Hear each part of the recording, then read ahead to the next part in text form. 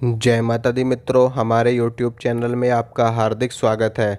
आज मैं आपको कुछ चीज़ें बताऊंगा और इसमें मैं आपको ये बताऊंगा कि किस प्रकार से आपकी शक्ति बंध जाती है। मान लो आपके ऊपर देवी की शक्ति है या फिर किसी भी देव की शक्ति है और वो शक्ति आपके शरीर पे पूरी तरह से आ रही है, खुल कर के आ रही है और सारी चीज़ें बता रही है, सारी जानकारी दे रही है। लेकिन उसके बावजूद अचानक से कुछ ऐसा हो जाता है और आपकी शक्ति कुछ भी नहीं बताती और आपकी शक्ति बंध जाती है, या कोई तंत्र करके आपकी शक्ति को बांध देता है, कोई भगत बांध देता है, कोई तांत्रिक बांध देता है, कोई ओझा सोखा कोई आपकी शक्ति को बांध देता है, या फिर और भी कुछ चीज़ें होती हैं जिसकी वजह से आपकी शक्ति कम हो जाती है या बंध जाती है। तो यहाँ पर मैं आपको कुछ चीज़ें बताऊँगा जिससे ये पता चलेगा कि आपकी शक्ति कैसे बंधती है। तो चलिए शुरू करते हैं।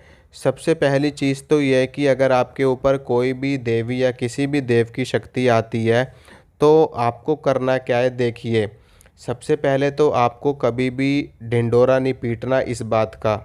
अगर आपके ऊपर किसी भी देव या किसी भी देवी की शक्ति आ रही है, हाजिरी आ रही है, पूरी तरीके से आ रही है, तो आपको कभी भी इस बात को पब्लिकली ओपन नहीं करना है, किसी भी बाहर के लोगों के सामने ढिंढोरा नहीं पीटना है इस चीज़ का।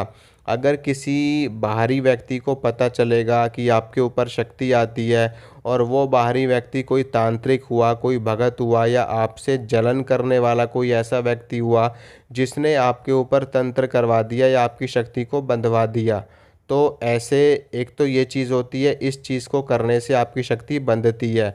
कभी भी किसी को मत बताइए कि आपके ऊपर कोई शक्ति आती है, ठीक है। दूसरी चीज़ क्या होता है कि कई लोगों के ऊपर अच्छी खासी शक्ति आ रही होती है, लेकिन वो बेवजह लोगों के चक्कर काटते हैं, बेवजह जगह जगह चौकियों पे भटकते हैं, बेवजह जगह जगह तांत्रिकों के पास भटकते हैं, ओझाओं के पास, सोखाओं के पास भटकते हैं। तो उससे क्या होता है, जब उनके पास लोग बार बार जाते हैं, बार बार जाने से आपकी शक्ति बंध जाती है। अगर वो सामने वाला भगत बंदा सही हुआ या सामने वाला व्यक्ति सही हुआ, तब तो वो आपकी शक्ति को बंधने नहीं देगा, लेकिन अगर वो व्यक्ति गलत हुआ तो वो आपकी शक्ति को बांध के अपने पास रख लेगा।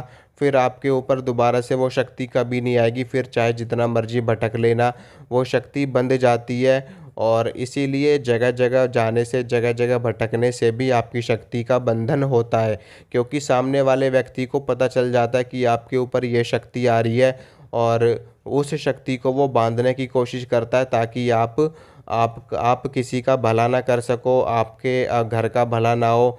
तो ऐसे नकारात्मक लोगों से आपको बचना है।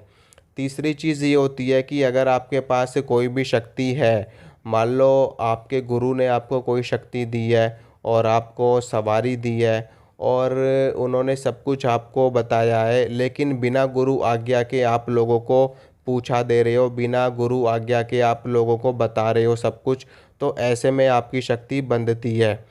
चौथी चीज़ ये होती है कि जब आप किसी का उतारा करते हो, मान लो आपके सामने कोई ऐसा व्यक्ति आया जिसके ऊपर बहुत ही तगड़ी नकारात्मक शक्ति है, किसी के ऊपर बहुत ही तगड़ा जिन्न है, और या फिर कई सारी नकारात्मक शक्तियाँ, कई सारे भूत प्रेत उसके अंदर हैं, और आप उसका उतारा कर रहे हो। उतारा करने के बाद वो उतारा सही से नहीं हो पाता, तो भी ऐसे में आपकी शक्ति पे, आपके शरीर पे उसका असर होगा नकारात्मक, और ऐसे में आपकी तबीयत भी ख़राब हो सकती है, आपके साथ बहुत बड़ी घटना भी घट सकती है, और आपके ऊपर मुसीबतों का पहाड़ भी टूट सकता है, आपकी शक्ति भी बंध सकती है।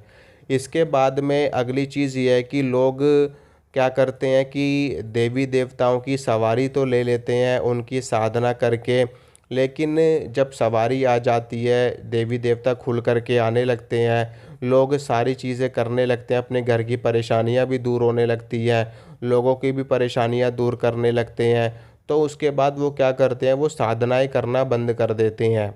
क्योंकि अगर आपके पास कोई शक्ति है तो उस शक्ति को बरकरार रखने के लिए आपको बराबर साधनाएं करनी पड़ती हैं। ऐसा नहीं है कि आपने जीवन में एक बार साधना कर ली और आपको शक्ति प्राप्त हो गई और उसके बाद आप दोबारा कभी भी साधना नहीं कर रहे, तो ऐसे में आपके पास वो शक्ति कुछ समय तक रहेगी और जब आपकी साधना का फल समाप्त हो जाएगा तो वो शक्ति भी चली जाएगी। इसलिए बराबर साधना करनी पड़ती है ताकि वो शक्ति आपके पास बनी रहे। तो ये सारी चीज़ें होती हैं और ऐसे में अगर आप साधनाएँ नहीं करते हो तो भी आपकी शक्ति बंध जाएगी या फिर आप ये कह सकते हो कि आपकी शक्ति आपको छोड़ कर के चली जाएगी। तो ये सारी चीज़ें होती हैं, इन सब चीज़ों का आपको ध्यान रखना है और अपने जीवन में आपको उतारना है इन सारी चीज़ों को।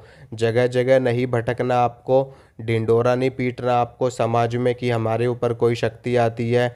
और लोगों का अगर आप केस कर रहे हो तो आपको बराबर अपनी ऊर्जा को बढ़ाते रहना है, बराबर आपको साधनाएँ करते रहना है ताकि आपकी ऊर्जा लगातार बढ़ती रहे। ठीक है? तो आशा करता हूँ दोस्तों ये जानकारी आपको अच्छी लगी होगी, पसंद आई होगी।